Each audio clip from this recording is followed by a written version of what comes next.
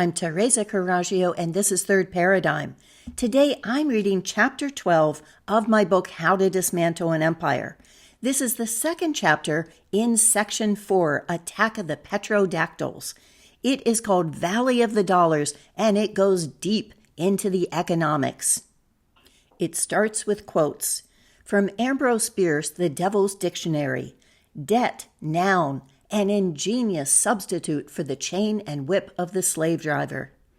Then from Frederick Douglass, experience demonstrates that there may be a slavery of wages, only a little less galling and crushing in its effects than chattel slavery, and that this slavery of wages must go down with the other.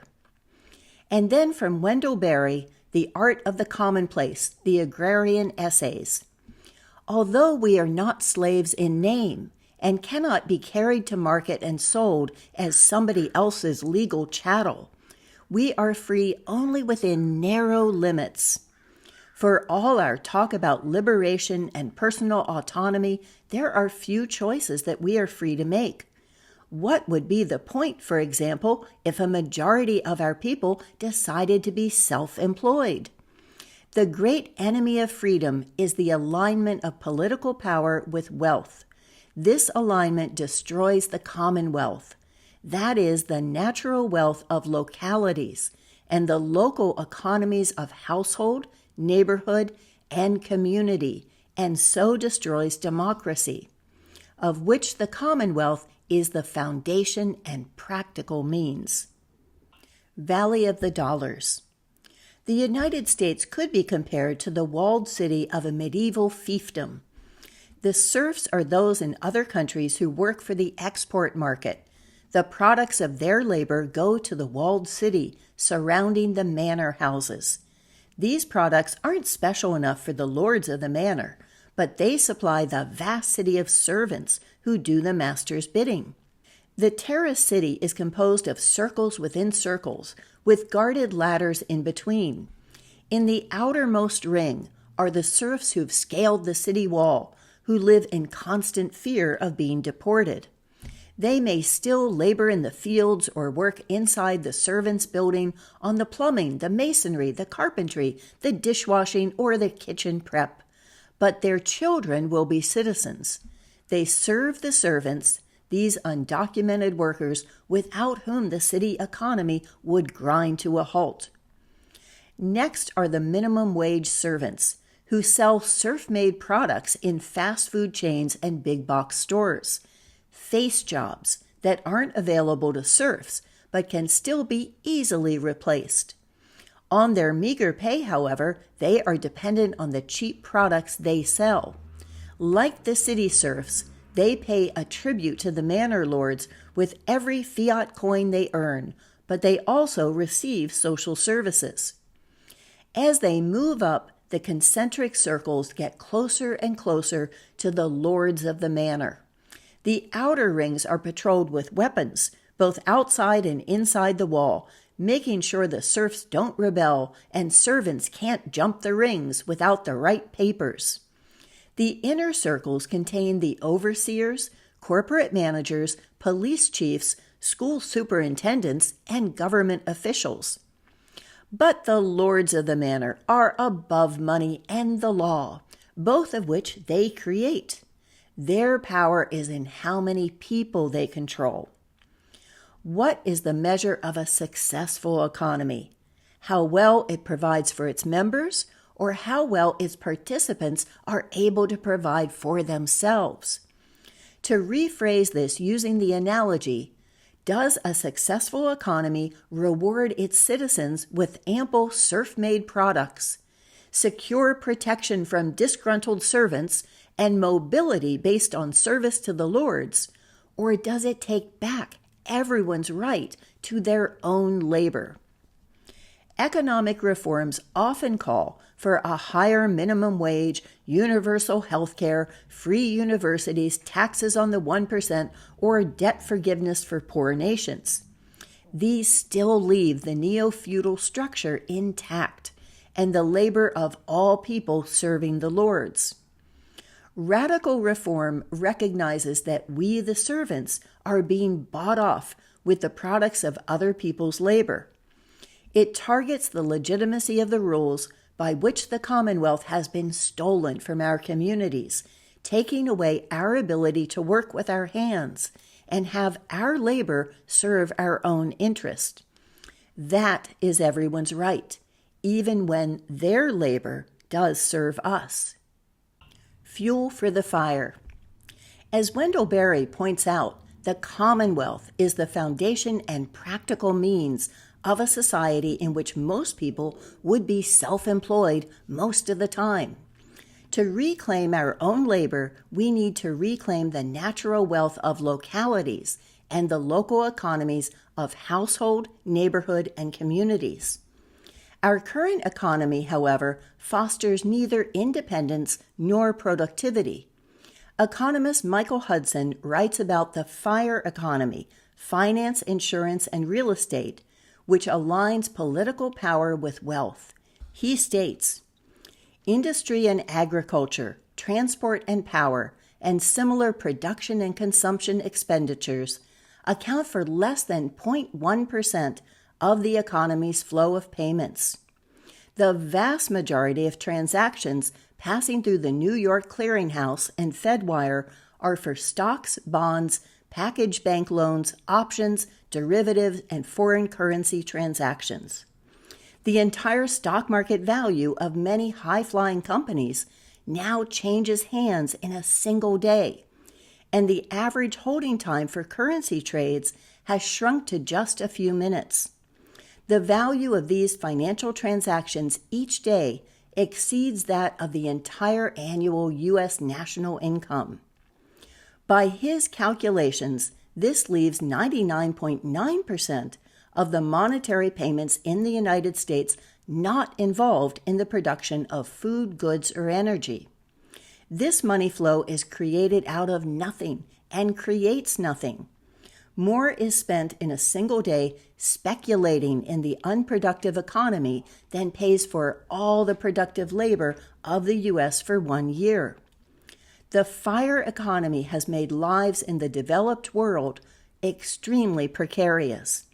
The finance sector has ensnared young workers in usurious student debt and older workers in shaky 401k vehicles. Insurances have outsourced health and security from communities to multinational corporations. Real estate has swallowed up home ownership and replaced it with the ashes of equity. Every tangible asset has become fuel for the fire. Two things are certain: debt and taxes. In Debt, the First 5,000 Years, anthropologist David Graeber writes extensively about how the moral obligation of debt came to override all other social relationships. The super priority given to debt justifies such villainous actions as depriving families of shelter, food, and livelihoods, stealing land, water, and resources, and enslaving men, women, and even children. No ethical judgment is made of the social mechanisms by which the debt was imposed in the first place. Likewise, today, beneath abstractions like interest swap derivatives, retirees lose their security and health care, families lose their homes, streets are without lights, and people are dying before emergency services can reach them. The city of Detroit has been made into an object lesson for all other struggling municipalities. There but for the grace of Goldman Sachs goes thee. The shell game practiced by the bankers shuffles pension funds between financial vehicles that also harbor private investments. Whenever the public gets fed up and looks to disrupt the game and expose the con, they find that the first cup they knock over holds the retirement accounts of their own teachers and firefighters. They can't penalize the banks without robbing their own communities of the pensions they've built with their own taxes. When fire money jumps over borders or executes the lightning-fast trades that now dominate the stock market, there are no tax consequences. But every time that hard-earned money contributes to the gross domestic product, or GDP, debt and taxes ensure that a dwindling amount continues to circulate in the economy. IOUs move in mysterious ways. How does the GDP relate to the money supply? The ratio between the two is a good measure of the degree to which people are self-sufficient, rather than dependent on government, corporations, or banks. The GDP takes every exchange between people as a unique event of money creation and adds them all together. In a healthy economy, the GDP should multiply the total credit issued by 10 times or more, since this credit would move between people at least once a month without leaving the community. Even when collected in taxes, it would go right back out again to fuel services and production. There would be no need for the currency to increase unless there was growth in the population. The following table shows the rise of the U.S. GDP over the course of 74 years, during which it multiplied 165 times, roughly doubling each decade. M2, a measure of currency and bank accounts excluding large deposits and institutional accounts, followed the same pattern. During this century of our experiment with the Federal Reserve, the GDP is less than double the total amount of money in circulation. On average, money changed hands twice in a year before being siphoned out. And this chart is at thirdparadigm.substack.com.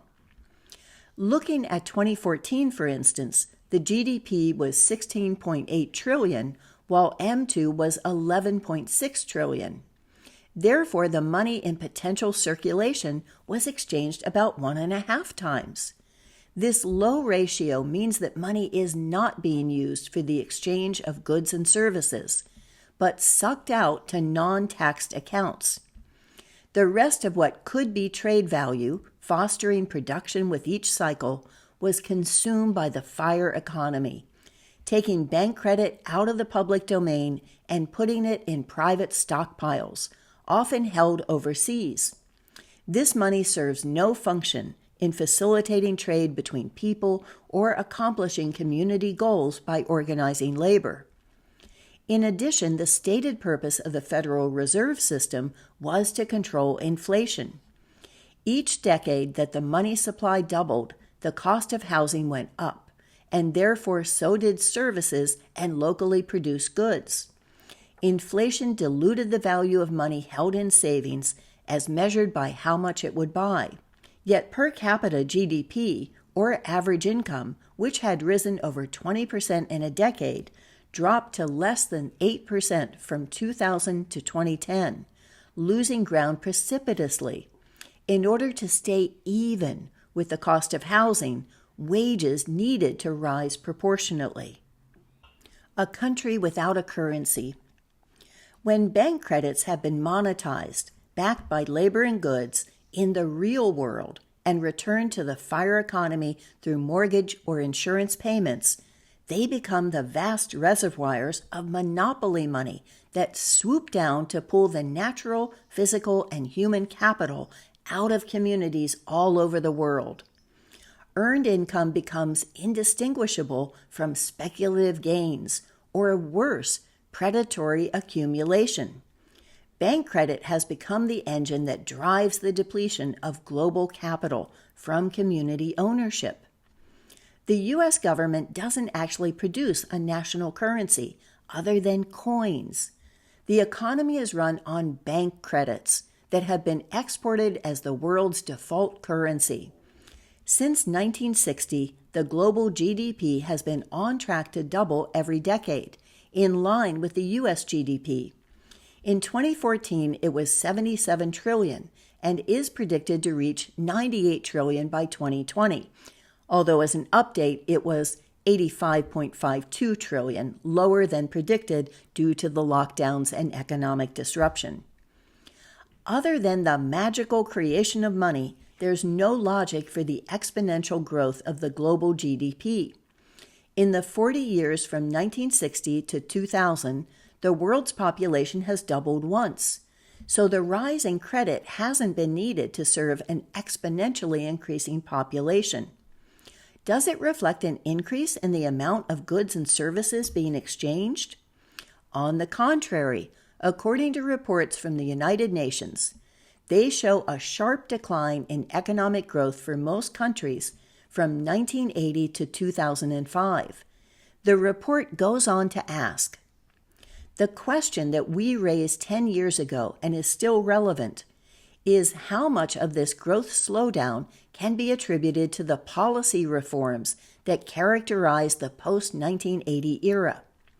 For most low and middle-income countries, these reforms included tighter fiscal and monetary policies, including inflation-targeting regimes and increasing independence of central banks, a large reduction of tariffs and non-tariff barriers to trade, financial deregulation and increasing opening to international capital flows, privatization of state-owned enterprises, increased protectionism in the area of intellectual property, and the general abandonment of state-led industrialization or development strategies.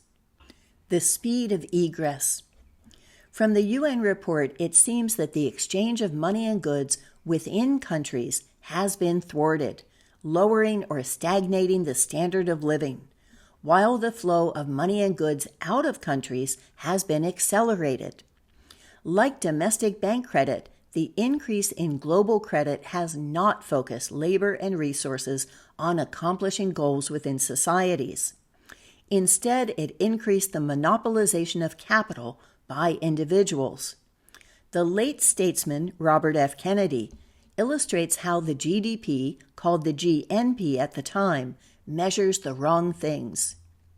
He writes, "Our gross national product now is over $800 billion a year, but that gross national product, if we judge the United States of America by that gross national product counts air pollution and cigarette advertising and ambulances to clear our highways of carnage.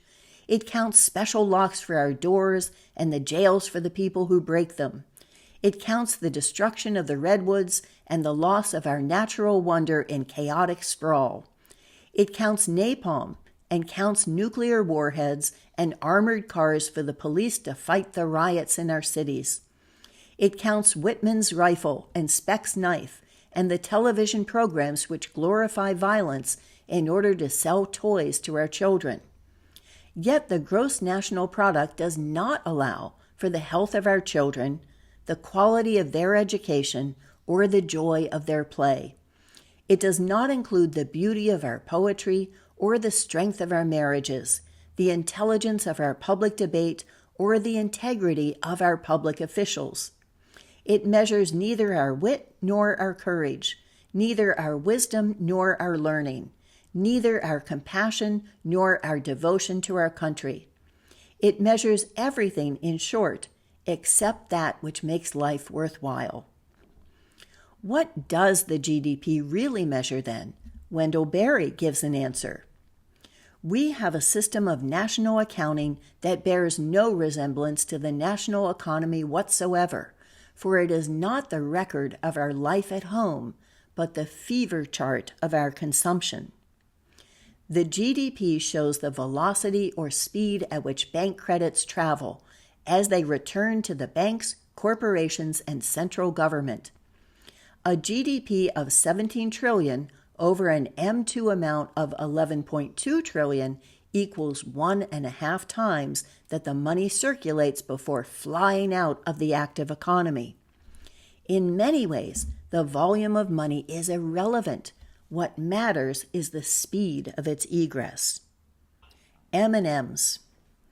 In the U.S., where the dollar originates as the world's default exchange instrument, there are 5 measures of the money supply: MO, MB, M1, M2, MM3. This matters because it shows the amount of government-issued credit to bank-issued credit. Debt is a pledge of future labor in exchange for others' past or current labor, a house or an education. To whom do we owe our labor? This abstract concept determines how we're forced to spend our lives in order to exist. MO is the narrowest definition by which the coins and bills in circulation as the currency are measured. Of all the forms of money or credit, only coins are permitted to be issued by the government, and then only at the federal level. Treasury bills are exchanged for the Federal Reserve notes we call dollars before they go into use. According to the Federal Reserve, the total amount of cash in circulation is $1.2 trillion. But between half to 2/3 is held overseas. Dollar bills, because they represent loans from the Federal Reserve to the government, are really bank credits in tangible form. MB is the monetary base, which includes currency in circulation plus vault cash and Federal Reserve bank credits held in reserve, neither of which enter the economy. M1, M2, and M3 consist of currency and bank credits that are in circulation. M1 includes MO plus traveler's checks, bank demand deposits, and credit union accounts, all of which totaled $3 trillion in May of 2015.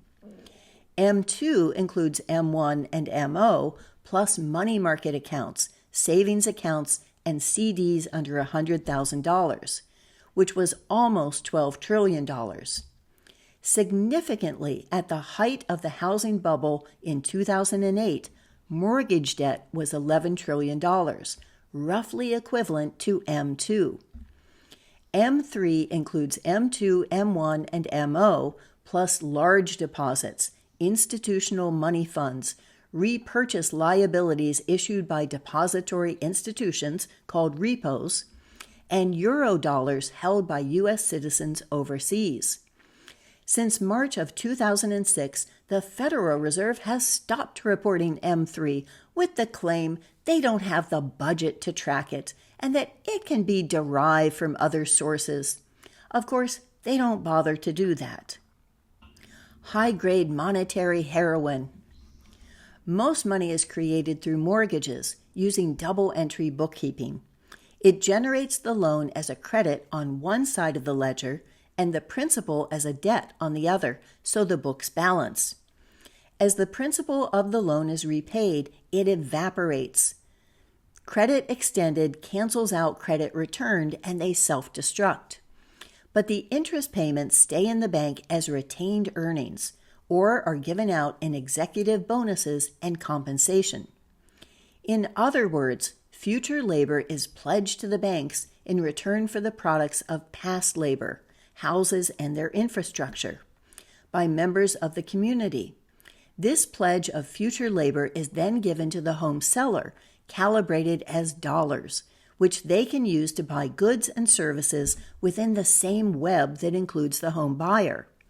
At least that's how it works in theory, except for that small matter of interest. If total interest is equal to total principal, which it is at 5.3% interest over 30 years, all the money that was issued for the loan would be owed back to the bank as interest. The labor of the home buyer would monetize the bank credit by backing it with goods and services. The bank would retain the interest portion of the mortgage as units of stored labor. Once disbursed to the bank owners, it's as if they themselves had performed the work done by all the mortgage holders and were therefore owed a reciprocal value of labor in return, or 100 times more if spent in a third world country. Now remember that all of the money, except the coins of MO, is created through debt. After 15 years, all of the money created would have found its way back to the banks. This means that all of our labor ultimately returns to the bankers, no matter what we've done to earn our money or whether we even pay a mortgage. They create the credit as dollars, and we back the dollars with our labor. We turn the cogs of the machine that returns every dollar, but not every penny, as a unit of stored labor, our labor. However, new money has to be created through new loans so that old loans can be paid. If there were no debt, there would be no money. Now that the limits of debt creation have been reached through lowering the interest rate because the Fed funds rate is at zero, or was, more creative means are needed to prime the money pump. Quantitative easing is a central bank policy that aims to increase the supply of money by increasing excess reserves of its member banks, under the reasoning that they will lend them out and therefore inflate the economy. Market tickers Carl Denninger called QE the greatest tax ever imposed on the American people. Goldman Sachs believes that Bernanke will impose a total tax through QE of more than $4 trillion over the next 2 years, or more than 57 times the Bush tax cuts. David Stockman, a director under Reagan, explained, Fed QE is injecting high-grade monetary heroin into the financial system of the world, and one of these days it's going to kill the patient, or maybe the host of this parasite. Take an interest. The Federal Reserve's 12 branches are 100% owned by private for-profit banks with no government oversight. In 2010, the first audit of the Fed by the Government Accountability Office was ordered by a congressional bill authored by then-House Representative Ron Paul and paralleled in the Senate by his son Rand Paul and Bernie Sanders. It uncovered $16 trillion that had been issued in secret loans to bail out banks and corporations in the U.S. and abroad, from South Korea to Scotland.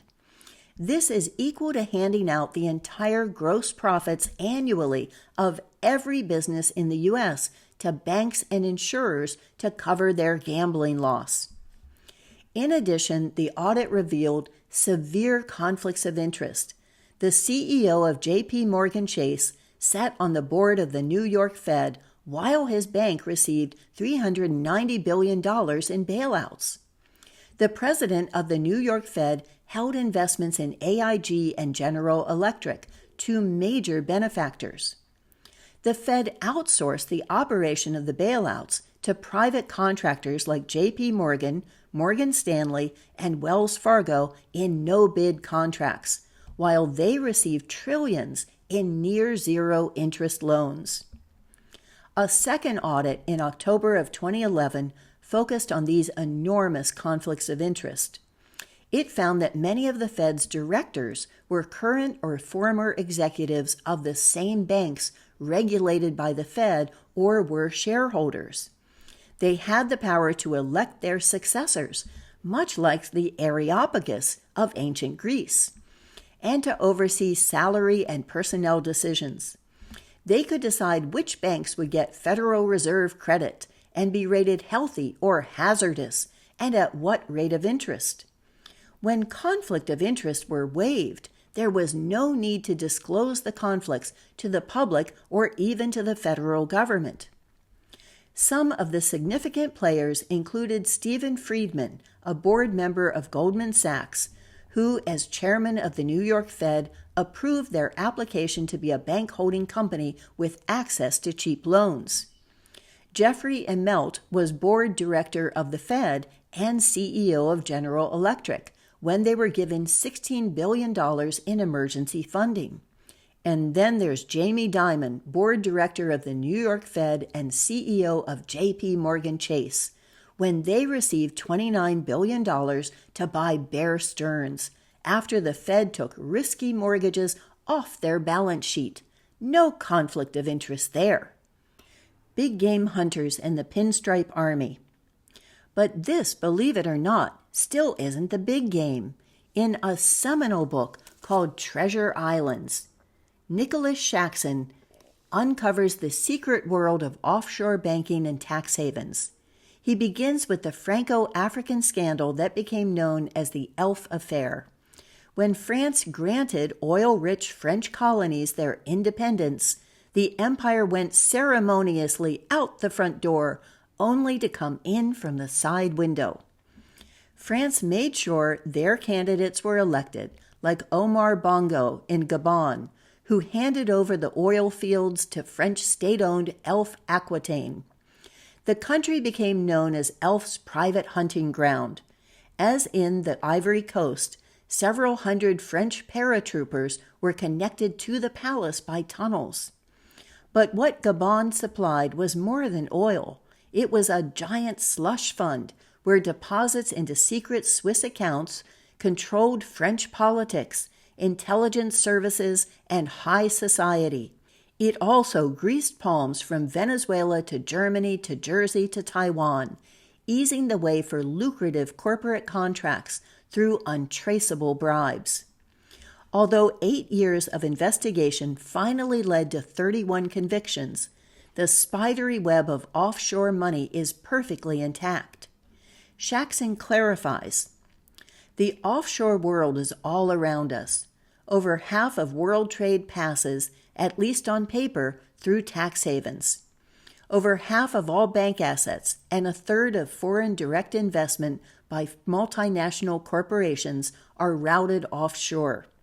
Some 85% of international banking and bond issuance takes place in the so-called Euro markets, a stateless offshore zone. Nearly every multinational corporation uses tax havens, and their largest users, by far, are on Wall Street." A GAO report from December 2008 provides a clue as to their power, showing that Citigroup had 427 tax haven subsidiaries, of which 290 were in the British spiderweb. The next biggest user was Morgan Stanley, with 273 offshore subsidiaries, of which 220 were in the British zone. Then News Corporations, with 152, of which 140 were in the British zone. To the moon and back. How much money is pirated away? In 2005, the Tax Justice Network estimated that tax havens accounted for $11.5 trillion. And by 2012, they upped their estimate to at least $21 trillion and possibly $32 trillion.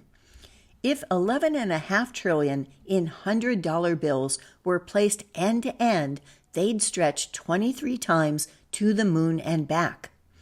The taxes on it could triple the global aid budget to developing countries. And according to Global Financial Integrity, for every dollar that we have been generously handing out across the top of the table, we in the West have been taking back some $10 in illicit money under the table. Developing countries are estimated to lose $1.2 trillion a year, compared to which $100 billion in combined annual foreign aid is just a rounding error. The capital of world finance is the City of London, a square mile in the heart of London with its own Lord Mayor, jurisdiction, police force, and exemption from British law. The Corporation of London runs the city as a tax haven, with 9,000 voting residents and 32,000 voting businesses. It holds more foreign banks than any other location, and is the hub of an offshore network from the nearby islands of Jersey, Guernsey, and the Isle of Man to British territories like the Cayman Islands, to zones of influence like Hong Kong, Singapore, Dubai, and Vanuatu. The Caymans alone host 80,000 companies in name only, register 3/4 of the world's hedge funds, and have $1.9 trillion on deposit. Yet, as Shaxson points out, for all this paper population, they have only one movie theater. In 1976, the Confidential Relationships Law was passed, making it a crime punishable by 5 years in prison to reveal financial or banking arrangements in the Caymans, or even just to ask for the information. Directors sit on the board of multiple companies, sometimes several hundred for a price of $20,000 each, with their identities protected by layer upon layer of secrecy. So even if a magistrate was able to serve a subpoena without going to jail, they wouldn't know whom to serve. Empire rot. Some of the techniques for evading tax were developed by the mafia. Money skimmed from the casinos would be smuggled offshore and kept in a shell company. That company would lend the amount back to the casino owner, so that the principal of the loan would be tax-free, and on top of that, the interest paid to itself would be deductible. Another widespread technique has been transfer pricing. Products made in third world countries are bought cheap, incurring little tax in the country of origin. Then they're sold through a hypothetical subsidiary in a zero-tax zone, like Liberia or Panama, which resells them at high, nearly retail prices to first-world marketing outlets. The cargo vessel never needs to land, but the paper trail takes a circuitous route where the price jumps on board mid-ocean. Companies may legally hold their profits tax-free overseas in deferral, where they wait for a White House to offer amnesty, as George W. Bush did at 5% to repatriate funds. Within the U.S., Nevada and Wyoming, among others, provide bearer bonds that can be traded by the holder without information on ownership. Arkansas, Oklahoma, and Oregon funnel illicit money from Eastern Europe and Russia, while Texas and Florida are the havens of choice for Latin American crooks. But tiny Delaware takes the cake as a refuge for financial capital. Over half of U.S. publicly traded companies and nearly 2/3 of its Fortune 500, Coca-Cola, General Motors, ExxonMobil, you name it, are incorporated here. The little state hosted over 90% of all IPOs in the United States in 2007. Delaware's lure is the lack of regulation, allowing the subprime mortgage CDOs that were at the heart of the 2008 crisis. One building in Wilmington alone houses 217,000 companies. Shaxson went there to find a yellow brick low-rise with a scruffy parking lot that was home to Ford, GM, KFC, Intel, Google, HP, and more, all of which reside cozily in metal file cabinets. In 2008, Delaware hosted 882,000 businesses and just about the same number of residents. False profits. The ultimate purpose of this highly technical chapter is to convince the reader once and for all to give up on the quick fix. No monetary redistribution, tax reform, or debt relief will solve the problem. Corruption and secrecy are endemic to the system. The monopolization of money has concentrated too much power to ever wrestle it away through gradual means. Even if a redistribution of dollars were possible, the dollar represents the rights of consumers to take away the products of producers without giving anything back. To solve a social problem through the redistribution of money is to think like an empire about the rights of citizens, excluding the colonies and serfs. Only Wendall Berry's solution holds promise: to reclaim the commonwealth. That's the practical means of democracy and the foundation of the local economies of family, neighborhood, and community. If true wealth were taken back, there would be no value behind all of the financial instruments. It wouldn't matter where the money went if it couldn't buy the land out from under the people. When people talk about human rights, they're often talking about consumer rights, the right to food, education, healthcare, housing, water, and power. But one person's right to consume is another's obligation to produce, requiring a centralized state to decide to whom to distribute the goods and from whom to steal the resources and labor.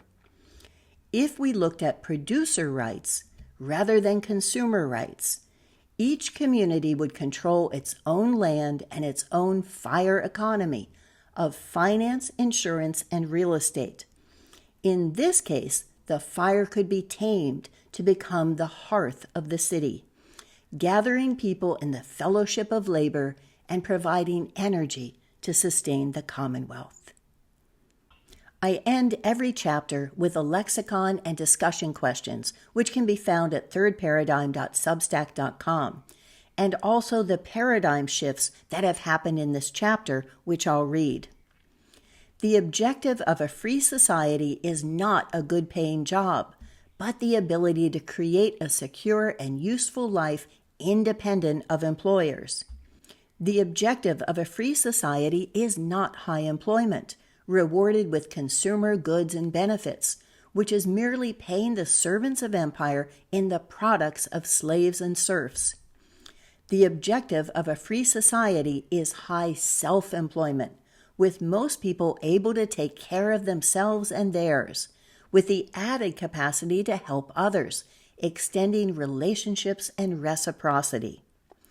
And also, the problem is not the regulation of credit, but who is authorized to issue it.